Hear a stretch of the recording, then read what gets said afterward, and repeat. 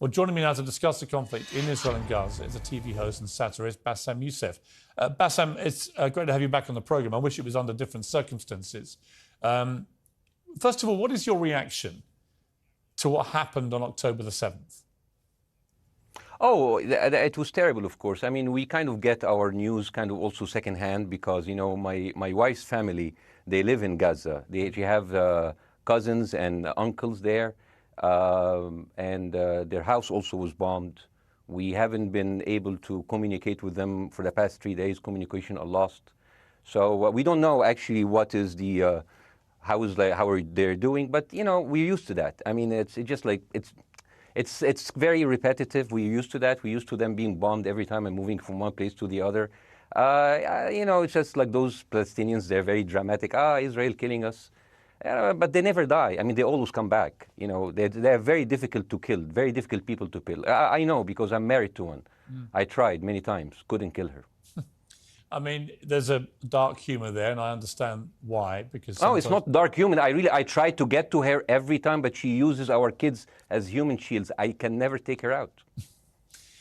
Again, I understand the humour, but to be serious, Bassem, about this, tonight there is... I will be serious. Now, I will be serious. I was watching your interview with Ben Shapiro, and I'll tell you one thing. Yeah. I think that Ben Shapiro is one of the smartest people who ever walked this earth. He's very, very smart. I follow him, and I believe everything he said. And when he came on your show, his solution was, and I quote, his solution was that the solution for this is for Israel to annex Gaza and to kill as many son of bitches as possible to make sure that this will never happen again.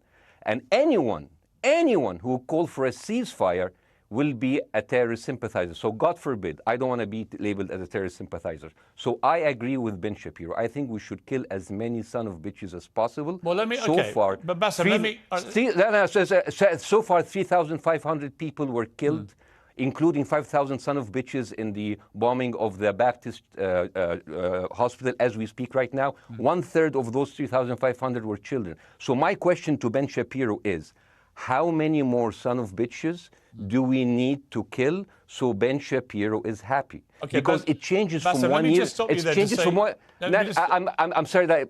Listen, I'm really at a disadvantage here. I'm looking at a camera. I don't see you. I can hear you on my ears. The reason I'm interrupting so is I think you might be. I I think you're conflating different interviews with Ben Shapiro. He didn't use the phrase "sons of bitches" with me. Let me play to you what he actually said on my show. He did. Go back to your interview. No, he didn't. That was another interview. But let me play what he said to me here. Well, frankly, I don't believe in proportionate response to terrorism. I believe that the way that you stop terrorism is with wildly disproportionate response. That doesn't mean in terms of targeting civilians. It means in terms of killing as many terrorists as humanly possible and allowing them to dictate the terms of engagement by hiding behind civilians in areas that they are supposedly responsible for means that the only option for Israel is to surrender to Hamas's hatred of its own citizens, its willingness to use its own children as human shields. No country worth its salt could ever do that. Now, that is substantively different to what you said he said, right? He's talking there but specifically about Hamas terrorists. I agree with him. The thing is, the question is, what is a proportionate response? Because it has been different from one tier to another. So if you look to this graph, for example, this is the death of Israeli and Palestinians, and it's changing from 1 year to year. It's like fluctuating like crypto. So my question is today, what is the going rate today for human lives? I mean, 2014 was a great year for Ben Shapiro. 88 Israelis were died, and there was 2,329 Palestinians killed on the other side. That is one Israeli for 27 Palestinians. That is a very good exchange rate. What I'm saying is, what is the exchange rate for today? So you guys will be happy. That's my question. Well, it's not me. It's not me, guys. I'm not on either side. No, not you. Like when I say you guys, I say like people on the other side of that. I know that you don't think like that, Piers. You're one of the good guys. But let me tell you something. I mean, the reason that I'm using this is that, I mean, I can't remember what happened in 2014, and there was no music festival, but there must be something. I mean, they must do something. It is their fault. It has to be something. I mean, 2018, 300 Palestinians died. Who's counting, you know? So the thing is, what my question is, let's find what is the exchange rate for human life today so we expect the future death of Palestinians and we'll be happy to it. My response to that would be this, Bassem. I've thought carefully about this because I think it's very tricky for people like me to immerse ourselves into a conflict where we're not directly involved. And I thought carefully about what I feel about this. I feel that the scale of what Hamas did on October the 7th supersedes anything else I've seen in this conflict, really ever. The savagery, the butchery, the slaughter of 1,300 people, the shooting of babies, the 100%. Kidnapping of grandmothers and so on. So if we can agree on that, which I think is inarguable, then the question then becomes, again, about proportion. I don't disagree that there's been a lot of bad stuff on both sides going back historically for decades. But if we agree that this was on a different level altogether, quite deliberately by Hamas, designed to provoke... No, here's my question. Let me ask you a question. And the question, because you raised it earlier about proportion. I honestly don't know what the proportionate response is.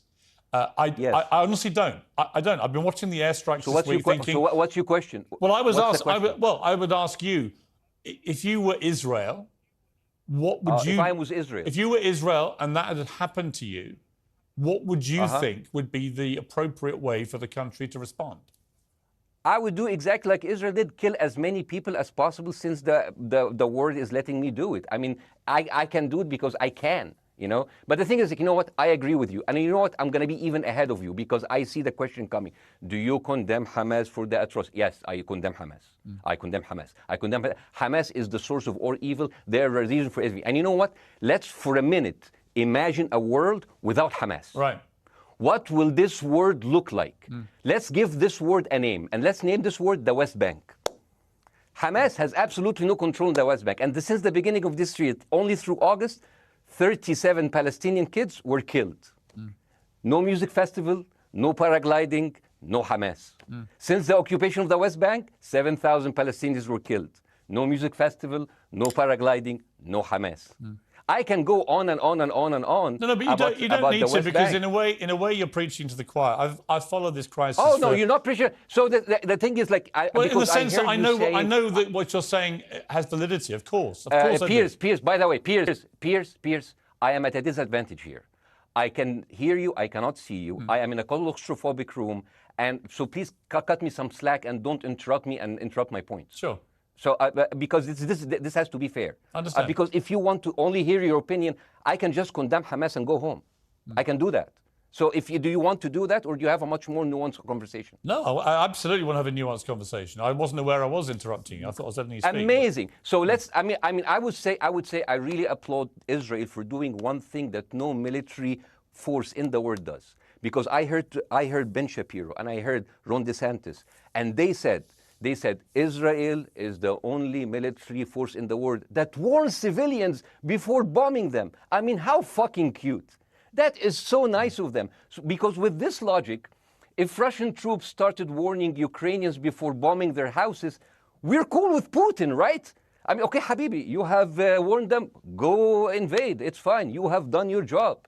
I mean, the thing is, and I understand, and I also heard Ben Shapiro talking about Human Shield. So you remember my wife's family, they live in Gaza. So I asked them, I told them, when Israel gives you the nice warning, the cute warning, does Hamas force you to stay in your home so you can be bombed and use as Human Shield? You know what, Hassan here, my wife's cousin, he's a loser, you know. He told me, you know, when I asked him, does that happen? He told me, no.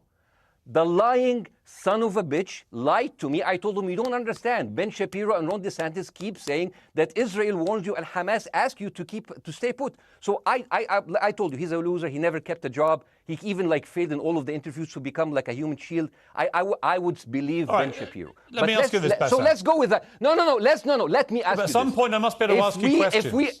It's not a monologue for you, Bassem. If we agree that for the 14,000 casualties, I mean, who's counting, our Human Shield, does that mean that every single one of those civilians was standing, obscuring a military target behind them? Because that's a lot of weapons. I mean, Hamas is packing. No, of course it doesn't. And look, So there's some collateral damage. Lots of collateral damage. Yes. It's fine, yeah. You kill some to save some and then kill some more. Yeah, I agree. Yeah. Well, let me ask you this. Again, it comes back to proportionate response. When the world decided it had to get rid of ISIS because of the appalling butchery they were carrying out, it did so by also killing very sadly, a lot of civilians along the way by doing airstrikes against places which but killing civilians are inevitable. You said that in the beginning. My point is, it's inevitable. Yeah, but once Israel has decided that they want to get rid of Hamas, and Hamas is embedded with civilian population, I'm very concerned about what's going to happen next. I've written a column tonight saying, I remember the Iraq War, which I opposed, right? I remember all this. So my question for you is, what would you think would be an appropriate response by Israel to what happened? Well, these are years of disproportionate responses of Israel. Right. Did it solve the solution? Did it solve the problem? Did it work before, so it will work? What will be the surprise this time? What will be the twist that will make this work this time? What will be different this time? Seriously, I mean, like, this is only the last 15 years. I mean, because it's too many papers. I just got this. But how will this be different? And the thing is, I am so glad in the introduction that you mentioned the Iraq War. I applaud you, Piers, for saying that, because you were honest about it. You said that spreading lies like WMDs make people look at those people as less of humans, and they would accept the death of 1 million Iraqi, whether by sanctions or by invasion, right? You are a good man. This is amazing. And you know what is similar? Is when you spread the lies of 40 decapitated babies, although it was refuted.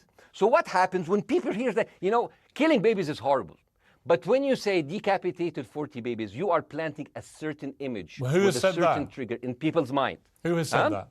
Who has said 40? Who has said that? You have said 40 decapitated. Who has said that? You have repeated. No, I haven't. What? I've never said that. You haven't said on your show 40 decapitated babies? Never. Ben Shapiro didn't say it? No. Ron DeSantis didn't say Nobody it? has said it. Okay, Piers, nobody said it? No. Oh, okay. Okay, maybe I am wrong. Decapitated. Here's you're wrong. I've never said that. The thing, what happened, no, you're wrong. But the thing is, the same thing is happening in Iraq. Ben Shapiro once tweeted, not even about Gaza, about the West Bank, when Israel continued to build the illegal settlement. He said, 2017, Israel likes to build things, and Arabs, not Palestine, not Hamas, Arabs like to bomb crap and live in open sewage. Yeah, I thought that was very the Israeli defense minister, he said, those are human animals. And the thing is, Ben Shapiro should know better, because, long before the Holocaust, before Jewish people were thrown in the gas chambers, the Nazi propaganda called them rats.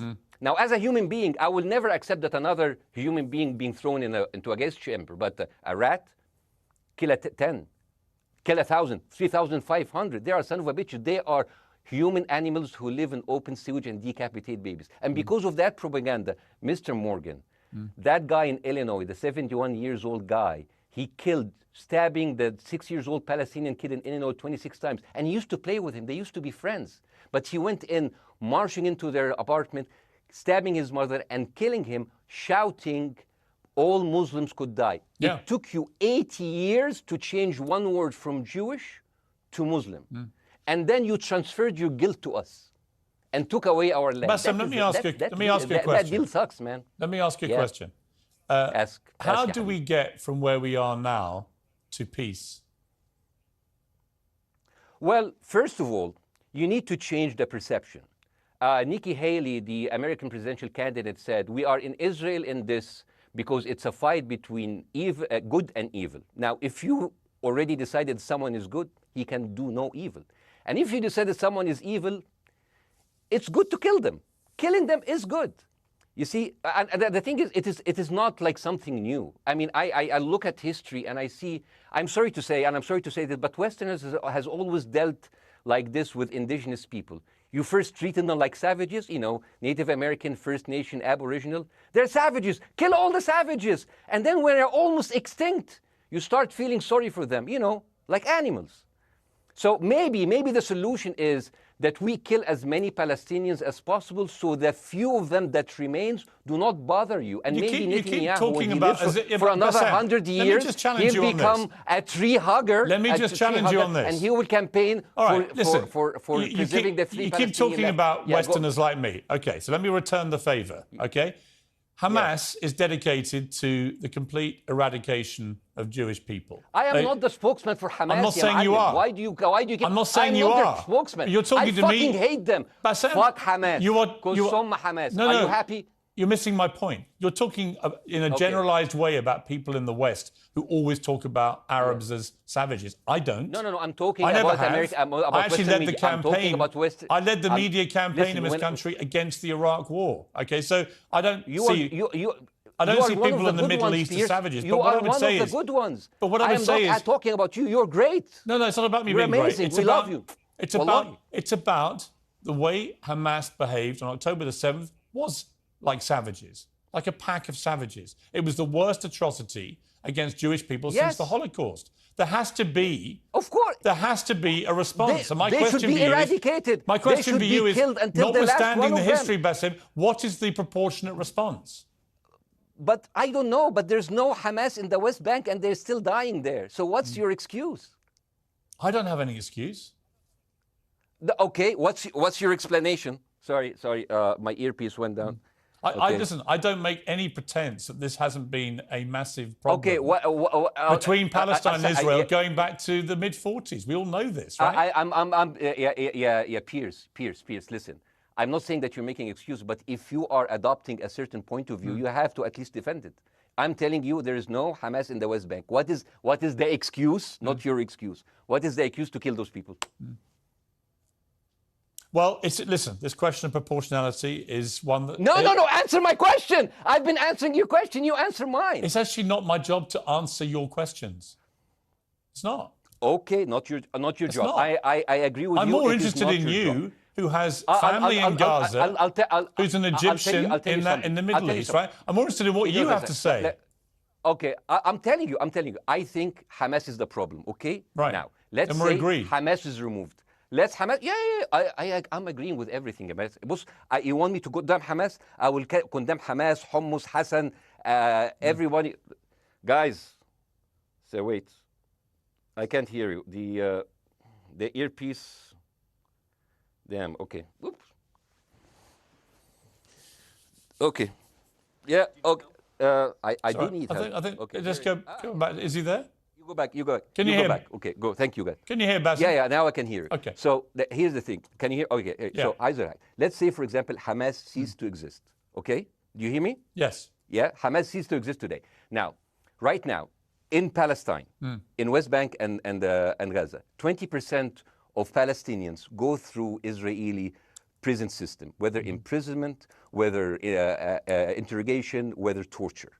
And the rest of them, they live a life of daily loss of land, of homes, of life, and they are suffocated by this. So let me ask you something. If you are a Palestinian living into these conditions for decades, would you sympathize with your oppressor or sympathize with the people who claim they resist them even if they are terrorists? I have made no secret that I think the conditions Palestinians have had to exist under are completely unacceptable. I've said that for years. So the question then becomes, how do you forge peace between two warring parts of that region who, for decades, have approached peace, in my view, with mutual sledgehammers, with no actual desire to have peace? And I think it comes down in the end to great leadership. And I don't think there's great leadership. I don't think, well, hang on, let me make my point. I don't think there's great leadership on either side. Where is the Nelson Mandela figure here to come through all this hatred on both sides? Nelson Mandela? Yeah, where is that figure? Nelson Mandela actually have criticized Israel for being a horrible state. All of the South African activists have actually called Israel. My point is about how he responded to a country that was so divided. Is a template for how you get to peace, isn't it? I haven't met Nelson Mandela, so I wouldn't know. But like there is a point. There's a very important point here. You know, I want to understand what is the logic of Israel carpet bombing Gaza. I mean, if there's a logic, if this will make Israel safe, I want to hear the logic. So if they continue bombing, what are they hoping to achieve? Well, I think we know what their stated aim is. Their stated aim is to eradicate and wipe out Hamas. They believe Hamas are living predominantly in northern Gaza. They also are aware they're living amongst civilians. So it's an incredibly difficult thing. As I said in my monologue, it is very, very difficult to see how they do this without massive collateral damage. So if I can understand this correctly, basically Israel is doing this to pressure the Palestinian community in Gaza to turn against Hamas. Is that right? I'm sure that's part of it, yes. That's part of it. So this is exactly what terrorist organizations do, because terrorist organizations will have no chance beating a whole nation in battle. So they terrorize and they kill the civilians in order to spread fear and terror so they can turn against their government to change their policy or to resign. You have just compared Israel with ISIS.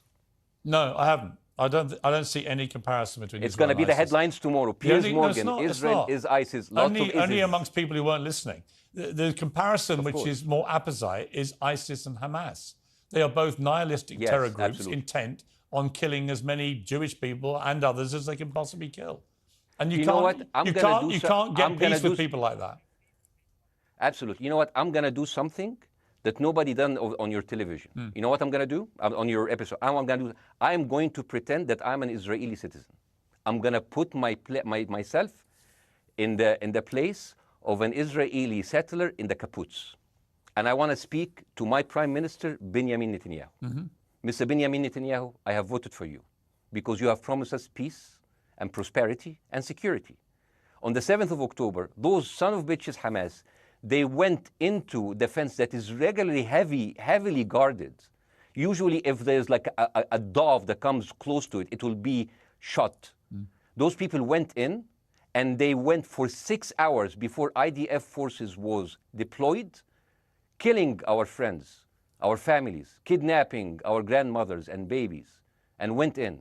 I want to ask you, Mr. Prime Minister, after you have fractured the Israeli community and you have fucked our courts, our Supreme Courts, what are you doing with the money being given to you, to the United States? Also, you are carpet bombing Gaza with absolutely no regard to our hostages, our people. I heard a rumor in the kibbutz that you're doing that you let that happen as an excuse to carpet bomb Gaza, so you push them into Sinai. And I didn't believe it. It's like, not my prime minister. He can never do that. And then I watched an interview for Danny Ayalon. He was your chief advisor. He was also the Israeli ambassador to the United States. And you know what he said, Mr. Prime Minister?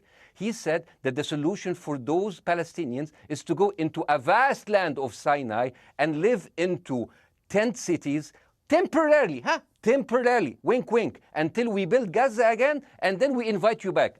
يعني عبط احنا بقى. يعني فاهمني؟ As we've seen this movie before. So يعني, and when I saw this, I couldn't explain to my fellows in the kibbutz, how come our Israeli government is trading human lives for another piece of land? So as an Israeli citizen, I need to hold my Israeli government accountable. And as an American citizen, I want to know all of these money that we are giving to Israel. We're giving them $4 billion every year. Joe Biden said it's the best investment America ever done. Well, if I am in the place of Joe Biden, I would say, sorry, don't speak. I would say, if I was Joe Biden, I would go down and whisper in the ears of Netanyahu and tell them, I hate bad investments. They haunt me, like Littlefinger in Game of Thrones. But the thing is, this is the problem. Israel always victimizes itself, and I have never seen a victim putting their oppressor under siege and bombing them 24/7.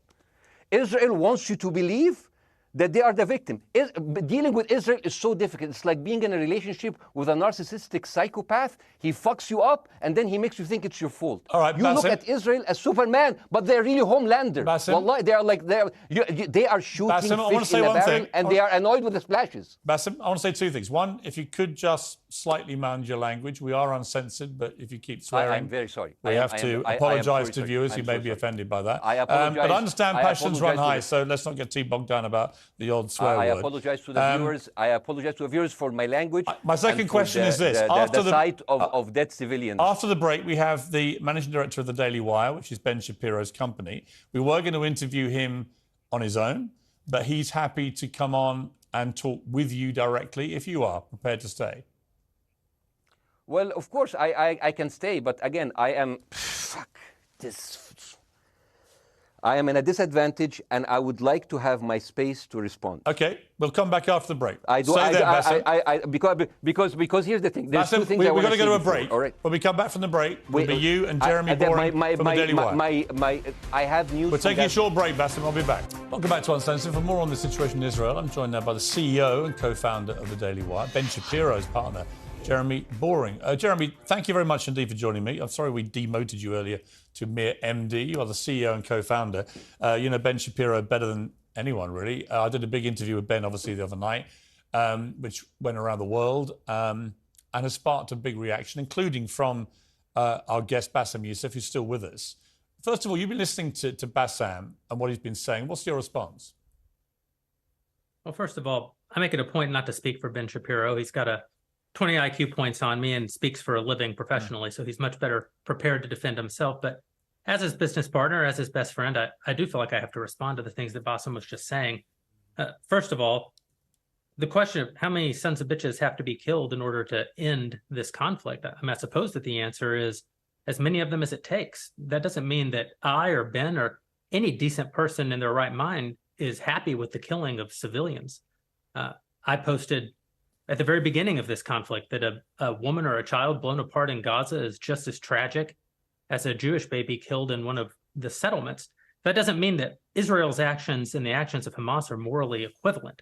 You know, the tragedy is the tragedy, but the moral equivalency is nonsense. If you entered Israel with the express purpose of targeting and murdering civilians with your own hands in cold blood, that is not comparable to Israel bombing targets in the Gaza Strip and killing civilians as a terrible, tragic consequence. War is terrible. War is an awful thing. That's why decent people don't lightly engage in war, and why Hamas should not have incited this war. You know, we can talk about the history of the Israeli conflict. I'm not a professional political commentator. I'm a CEO. I'm a screenwriter, and I'm certainly not Ben Shapiro. I'm not here to discuss the history of the Israeli-Palestinian conflict, but we all saw what happened on October 7th. And the idea that Israel was not going to react severely to that, or that Israel should not react severely to that, is ludicrous. And Jeremy, let me ask you that Ben Shapiro should be a moderating voice, that Ben Shapiro should be, saying, no, Israel should not respond in this situation. That's nonsense. Let me ask you, though, Jeremy, the question which I think is the big question. What is a proportionate response to that outrage on October the 7th, which is the worst attack on Jewish people since the Holocaust? What is proportionate? If it's true, as reports are suggesting tonight, that there may have been a hospital hit by an Israeli strike and up to 500 people or more have died, that would seem to me, if that is verified, and it's not verified yet, you know, we don't know exactly what has happened other than there's been a hit on this hospital. But if that is verified to have been an Israeli strike, that will strike many people as disproportionate. Certainly. Well, first of all, I don't know what a proportionate response is or why we would want it. I suppose a proportionate response would be for 3,000 Israelis to go through the fence, gun down innocent Palestinian women and children, burn their bodies, burn them alive, take hostages, rape their women. No one wants a proportionate response. No moral person could possibly call for a proportionate response. The purpose of war is to defeat your enemy. The West has, in my lifetime, forgotten the purpose of war because the true cost of war is so terrible. The last time the West engaged in war and won it was World War II, and they did it through incredible brutality. They did it by bringing their enemies to heel. That's not a thing to rah-rah about. That's not a thing to look forward to. As I said, all decent people should avoid war. But I think the sort of lie of the post-World War II, the post-war consensus lie, is that somehow war in which you kill a bunch of people and don't secure victory is morally superior to war where you do secure victory. I would say that the only way to morally justify a war is to win it. Otherwise, the very argument that brought you into the war, this enemy must be defeated, ends up being proven a lie. I mean, Afghanistan, I think America had every right to go into Afghanistan. The Taliban was harboring Osama bin Laden and Al-Qaeda. Al-Qaeda flew planes into buildings in the United States, killed thousands of our citizens, brought the nation into untold agony, pain, and horror. America had every right morally to go in and destroy the Taliban and destroy Al-Qaeda. Yeah, but I would argue, the Taliban now rules in Afghanistan. The war was not won. But that's my point, actually. I've done a column about this tonight for The Sun here in the UK, which is I was editor of a newspaper when the Iraq war happened. I opposed it very aggressively as the editor of the paper. And sadly, we were borne out by events. It was a complete disaster, the Iraq War, in my view. It was illegally contested, I think. And the consequences were appalling in terms of loss of life, 1 million people, in terms of ISIS being allowed to breed and create their merry hell around the world, in terms of complete dismantlement of Iraq itself as a functioning country. And I think Afghanistan, again, 20 years of attacking an enemy, which is now running the country again, seemed to me, again, to be kind of pointless. And I do wonder whether Israel, in its blind fury, which I completely understand, has thought through the consequences of actually launching a full air, ground and sea offensive into Gaza as to actually what happens at the end of that. Well, I suppose Israel wasn't really given the opportunity to fully contemplate what the consequences of that action might be, because Israel didn't instigate this war. This war was instigated by a horrible terrorist attack on Israel. And a state is put in a position where it has to respond. Now, one might argue that the very fact that Israel has yet to actually launch their ground invasion means that they are actually making a calculation about what the cost will be, what victory looks like. Any rational person, any decent person can engage in a conversation about what is the appropriate response for Israel. Of course they can. But this sort of moral equivalency thing, I don't think is a sign of decency to engage in a conversation about moral equivalency. Let me bring Bassem back in. You've been listening to this, Bassem. What's your response to what Jeremy's been saying? I'm sorry, I didn't catch the gentleman's name. It's Jeremy Boring. He's the chief executive of the Daily Wire and co-founder with Ben Shapiro of the Daily Wire. Hi, Jeremy. Please say hello to Ben Shapiro, and please tell him that I do think he is the smartest person to ever walk the earth. Thank you so much. So, as response to Jeremy, I agree with everything you said. I mean, what is disproportionate? I mean, he just used the examples from Second World War and America, showing that civilian casualty is, I mean, I heard his voice. He was very sad, and as he was telling us, it is so inevitable to kill so many civilians because it's something that we cannot avoid. I hear the sadness in his voice, and I know that it's a very difficult decision to kill all of these civilians, because that's for a higher cause. And I understand, but my question, I have two questions. The question is, how can you justify the killing in the West Bank where Hamas does not exist? And if the disproportionate response during over all of these years have actually worked, what will be new this time that did not happen before? I just want to. That was my question. Okay, that was my question. I'm gonna. Okay. So now, if I ask the question, can I say something on my side? Well, Bassem, with respect, a little bit personal. Bassem, with respect, I gave you half the show to have your side. Jeremy's had a lot less time. I'm going to have to. You move want me on. to leave? Bassem, or do you want me to stay? I'm going to have to let you go because we've been on there with you for 40 minutes. Oh, okay. Now. Bye bye. But listen, bye. I'd like to talk to you again, and thank you for joining the program. I appreciate it. Oh, by the way, my wife's family is all right, and they sent us a house. It's bombed. It's beautiful. It's going to be a good like Halloween theme. So well, I'm very sorry for what your family are going through in Gaza, and I mean that very sincerely. By the way, I don't know. I don't know I don't know him. By the way, I haven't actually met them. They didn't even come to my wedding. They couldn't because they are stuck in Gaza. Okay. And she never saw them because, Gaza is not a destination. Bassem, as I say, we hear their voices and it's they die. It's fine. It's fine. Bassem, I wish your family all the very best. Thank you for joining me. I appreciate it. I don't. Thank you.